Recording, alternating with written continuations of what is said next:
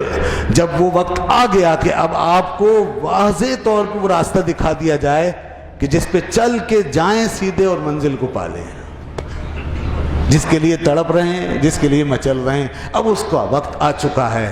چنانچہ پھر ان کو کہا گیا کہ آپ اب یہ سلطنت چھوڑ دیں اور سمنان سے ہجرت کر جائیں اور سیدھے ہندوستان چلے جائیں، اور وہاں پر صوبہ بہار میں ایک بہت بڑا ولی مرد کلندر جن کا نام ہے علاء الحق والدین حضرت خواجہ گنج نبات رحمۃ اللہ علیہ، وہ آپ کا انتظار کر رہے ہیں۔ چلیے، اب وہ چراغ سے چراغ جلتے ہیں نا، یہ طریقہ یہی ہے۔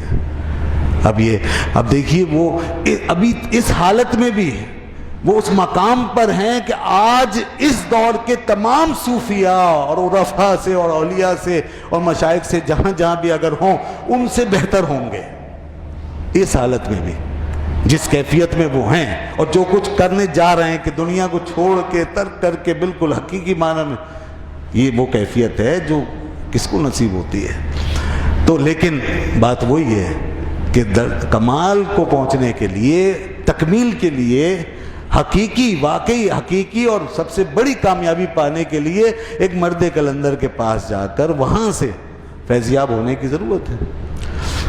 بس اب چلے اور پھر مختلف علاقوں، خطوں، شہروں میں، بستیوں میں، کوچوں میں داخل ہوتے ہوئے رواں دواں، لیکن سلطنت چھوڑنے سے پہلے اپنی والدہ ماجدہ کی خدمت میں حاضر ہوئے اور عرض کی، والدہ حیات تھیں اور ایک بھائی موجود تھے، عرض کی کہ اماں جان بس اب مجھ سے برداشت نہیں ہوتا، اب اجازت دو، اور مجھے اشارہ ملا ہے کہ میں اس طرف سفر کروں، تو میں اب یہ نہیں کر سکتا، اب یہ حکومت، کاروبار حکومت، یہ سلطنت اپنے بھائی کے سپرد کرتا ہوں، وہ سنبھالیں، وہ چلائیں، مجھے اجازت دیجیے۔ ماں نے دیکھا بیٹا تو واقعی ولایت کے راستے پہ گامزن ہے، وہ بھی عارفہ کاملہ خاتون تھی، کیسے روک سکتے تھے؟ میں کہا بیٹا ٹھیک ہے جاؤ۔ آنکھوں سے محبت تو ہے نا، آنکھوں سے آنسو ٹپک رہے تھے، ایک ماں ایک بیٹا، اور ایسی جدائی کہ پھر اس کے بعد کبھی ملا ہی نہیں ہے، ہمیشہ کی جدائی ہے۔ ماں نے اجازت دی، لیکن کہا بیٹا ایک شرط ہے میری، وہ شرط ضرور پوری کرو۔ کہا ماں آپ جو کہیں۔ کہا کہ تمہیں میں خاموشی سے رخصت نہیں کروں گی، تمہیں اس طرح نکالوں گی کہ تمہیں باقاعدہ تمام فوجیں، لشکر، وزراء، آیان سلطنت سب شریک ہوں، خاندان کے لوگ ایک لشکر کے ساتھ تمہیں یہاں سے رخصت کریں گے، ایک بادشاہ جا رہا ہے، تو یہ میری خواہش ہے۔ کہا ماں ٹھیک ہے جیسے آپ چاہیں۔ تو پھر وہ باقاعدہ ایک پورے لشکر ہجوم کے ساتھ روانہ ہوئے، لوگ روتے جاتے تھے، ماں تو رو ہی رہی تھی، سب رونے لگے، اور پھر ظاہر کو مگر روک نہیں سکتے تھے، وہ جس کام کے لیے جا رہے ہیں، جس چیز کے لیے جا رہے ہیں، وہ اس سے بھی بڑی سلطنت ہے، وہ ایک بہت بڑی منزل کے لیے جا رہے ہیں۔ رخصت کیا، لیکن لوگوں کا دل نہیں کرتا تھا کہ واپس آئیں، ساتھ ساتھ بہت دور تک جانے لگے، تو آپ نے فرمایا بس اب تم لوگ واپس جاؤ۔ پھر بھی لوگ باز نہیں آئے، پھر فرمایا کئی دفعہ کہنے کے، پھر جب سختی سے فرمایا کہ بس اب جاؤ واپس، اب مجھے اکیلا جانا۔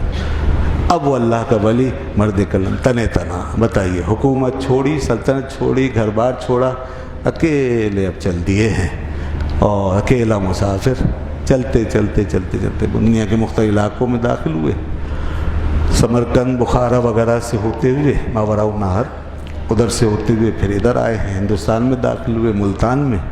تو ملتان میں اوچھ شریف میں ایک بہت بڑے بزرگ یہاں موجود تھے، مرزا مظہر جانا رحمۃ اللہ علیہ، ان کی خدمت میں حاضری دی، ان سے ملاقات کا شرف حاصل کیا، ان سے فیض بھی حاصل کیا، یہ بڑے مسلم و بزرگ اوچھ شریف میں۔ تو پھر یہاں سے پھر آپ آگے بڑھے، دہلی میں مشہور جتنے بزرگان مشائخ، ان سے ملاقات کا شرف حاصل ہوا، اور پھر اس کے بعد سیدھے آپ آگے بڑھتے ہوئے بنگال کی طرف روانہ ہو گئے۔ وہاں پر بنگال میں یا تو اسی وقت یا کسی اور وقت کا یہ واقعہ، بہت لوگوں نے اس وقت کا واقعہ بھی لکھا ہے، وہاں جب پہنچے تو ایک جنازہ، بہت بڑا جنازہ رکھا ہوا تھا، بہت بڑا جنازہ، وہاں کسی بہت بڑے اللہ کے ولی کا جنازہ تھا وہاں۔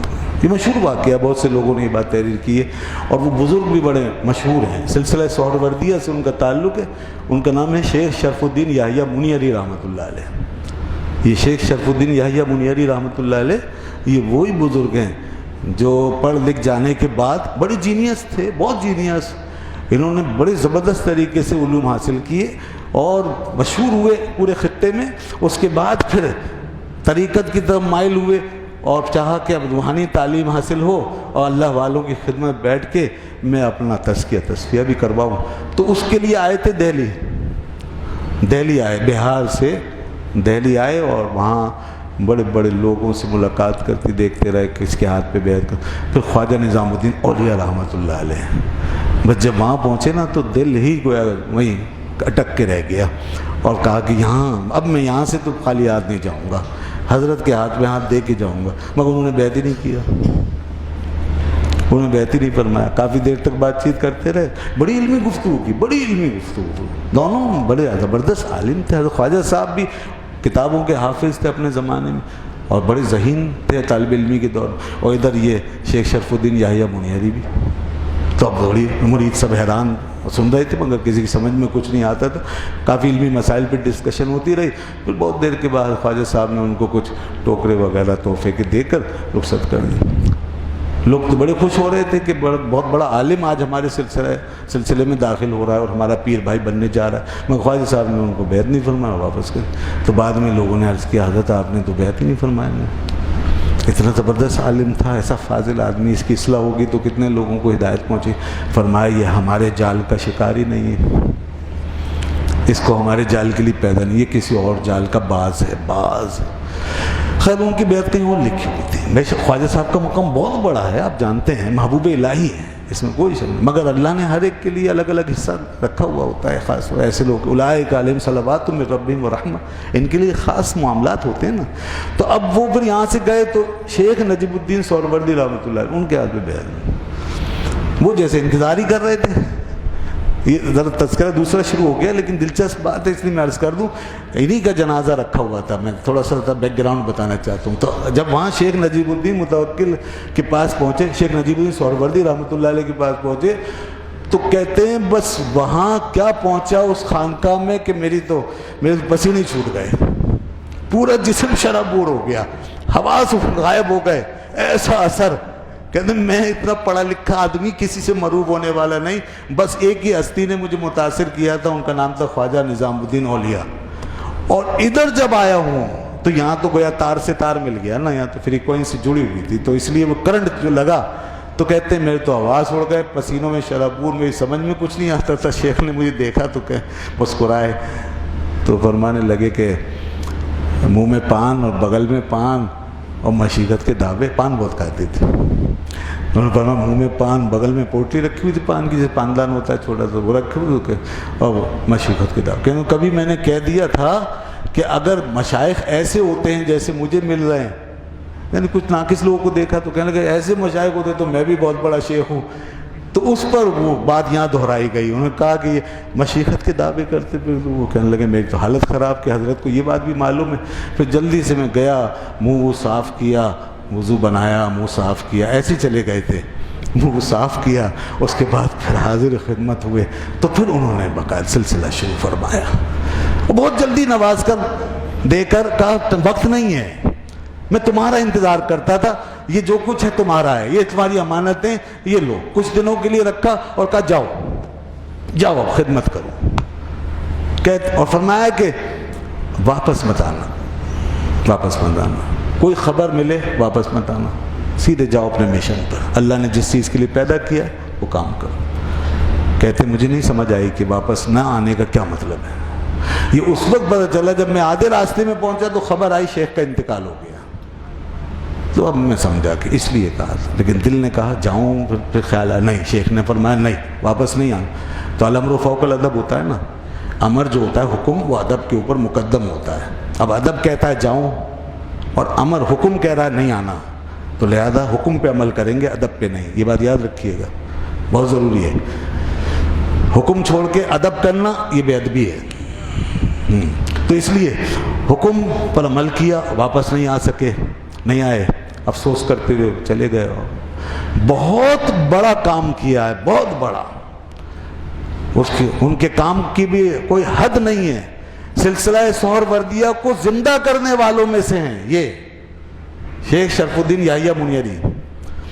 اور اب سنیے کہ اس ہستی کا کیا مقام ہے جو سمنان کی سلطنت چھوڑ کے آئی ہے اور اب جا رہے ہیں بنگال، جا رہے ہیں اپنے شیخ کے پاس. راستے میں یہ جنازہ پڑا ہے. کن کا ہے؟ حضرت شیخ شرف الدین یحییٰ منیری. اور لوگ کھڑے ہیں اور جنازہ کوئی نہیں پڑھاتا. کہتے ہیں میں جب وہاں سے گزرا تو مجھے دیکھ کر وہ آگے بڑھ گئے لوگ اور کہنے لگے آئیے مرحبا مرحبا مرحبا. میں نے کہا کیا ہوا؟ کہا جنازہ آپ پڑھائیں گے. جنازہ کون؟ حضرت مخدوم اشرف جہانگیر سمنانی رحمۃ. جنازہ آپ پڑھائیں گے. میں نے کہا میں تو مسافر، مجھے تو آپ لوگ کیسے جانتے ہیں؟ میری کیا اتنے بڑے بڑے لوگ موجود ہیں بزرگ، یہ کیوں نہیں پڑھاتا؟ میں نے کہا شیخ نے وصال سے پہلے فرمایا تھا کہ ایک نوجوان آئے گا جنازہ وہی پڑھائے گا، تو اس لیے آپ ہی ہیں، آئیے جنازہ پڑھائے. یہ ہیں حضرت مخدوم اشرف جہانگیر سمنانی. یہاں ایک شیخ جاتے جاتے دنیا سے ایک پیغام دے گیا نا، ایک ولی را ولی می شناس. اسی کو کہتے ہیں ولی را ولی می شناس. ولی کو ولی پہچانتے ہیں. عام آدمی کیا جانے ولی کیا ہوتا ہے؟ ولی کو ولی جانے گا، کوئی جاننے والا جانے گا. خیر یہاں یہ اعلان کر گئے اور ادھر جب اب قدم بڑھ رہے ہیں اپنے اس مرکز کی طرف جہاں ساری امانت دولت رکھی ہے آپ کے لیے، روحانی امانت، روحانی جہاں سے آپ کو تکمیل و کاملیت حاصل ہونی ہے. آپ چلے وہاں. تو جب قریب ہوئے، کون سی جگہ تھی وہ؟ پنڈوا. اس کا نام تھا پنڈوا. تو وہاں جب قریب بنگال کا علاقہ ہے، اب وہاں جب قریب ہوئے خانقاہ سے شیخ کی، تو شیخ خواجہ گنج نبات اپنے مریدوں میں بیٹھے ہوئے کہنے لگے بوئے یارمی آمد، بوئے یارمی آیت، بوئے یارمی آیت. آج یار کی خوشبو آ رہی ہے. لوگوں نے کچھ سمجھا نہیں کیا کہہ رہے ہیں. بوئے یارمی آیت، یار کی خوشبو آ رہی ہے. بس اس کے بعد تھوڑی دیر کے بعد کہنے لگے چلو اٹھو اٹھو. وہ آ گئے. لوگوں نے کہا کون؟ کہا 2 سال سے جس کا انتظار کر رہا تھا وہ میرا دوست آ گیا، جس کے لیے میں بیٹھا تھا وہ آ گئے. آگے بڑھے، حضرت سامنے سے تشریف لا رہے تھے. جیسے آمنا سامنا ہوا وہ تیزی سے آگے بڑھے، ان کے قدموں میں گر گئے. قدم بوسی کی. انہوں نے ان کو اٹھایا، اٹھا کے سینے سے لگایا اور دیر تک سینے سے لگا کے رکھا، شفقت فرمائی اور پھر بڑے احترام کے ساتھ لے کے چلے. اپنے حجرے میں لے گئے، خانقاہ پر لے گئے، بٹھایا، دسترخوان سجایا گیا، کھانے چن دیے گئے، کھانا کھلایا، تواضع کی گئی.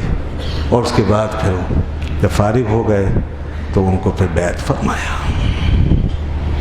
اور بڑی شفقت بھی فرمائی، بڑا احترام اور لحاظ بھی فرمایا.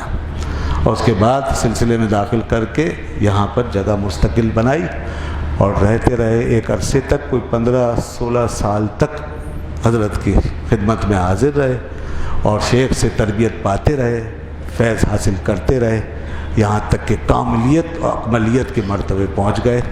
پھر شیخ نے فرمایا ایک دن کہ اشرف، جو کچھ اس فقیر کے پاس تھا وہ سب تمہیں دے دیا، تمہاری تربیت یہاں اب مکمل ہو گئی. اب جاؤ اور جا کر اور مشائخ سے ملاقاتیں کرو، جو وہاں تمہارا حصہ ہے وہاں سے لیتے جاؤ اور رشد و ہدایت کا کام کرتے جاؤ. وہاں سے پھر چلے ہیں، شیخ کے حکم کے مطابق جونپور آئے. جونپور میں ایک جگہ قیام فرمایا، محمد آباد، اعظم گڑھ. وہاں پہ انہوں نے قدم رکھے تو لوگوں میں شورا ہوا، کھینچے چلے آتے تھے لوگ مغناطیس کی طرح، اور کئی لوگ یہاں آ کر سلسلے میں داخل ہونے لگے. یہ سلسلہ شروع. پھر ظفر آباد چلے گئے، وہاں بڑے بڑے لوگ، علماء آتے تھے، مشائخ آتے تھے، عوام آتی تھی، ہزار لوگ آتے. پھر کچھ دن وہاں قیام فرمایا، مسجدیں بھی تعمیر کرتے گئے.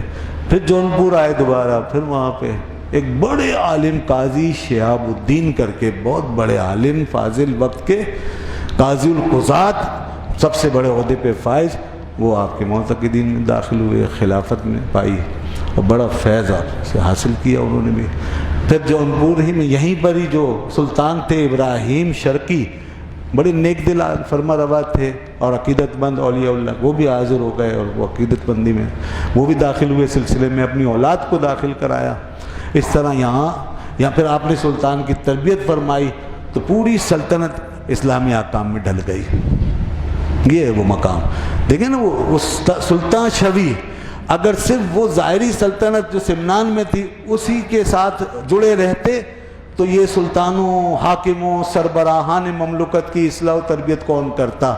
سلاطین وقت کی تربیت کرنے والا وہی ہو سکتا ہے جو اس سلطنت سے بھی بڑی سلطنت رکھتا ہو، اس سے بھی بڑی سلطنت اور ان سے بھی بڑا سلطان ہو۔ تو آپ واقعی روحانی دنیا کے سلطان تھے۔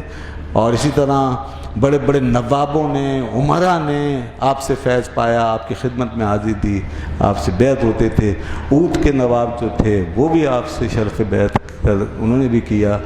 تو اس بڑا پھر سلسلہ اس طرح آگے بڑھا، علماء مشائخ کے بہت سے مستفید ہوتے گئے۔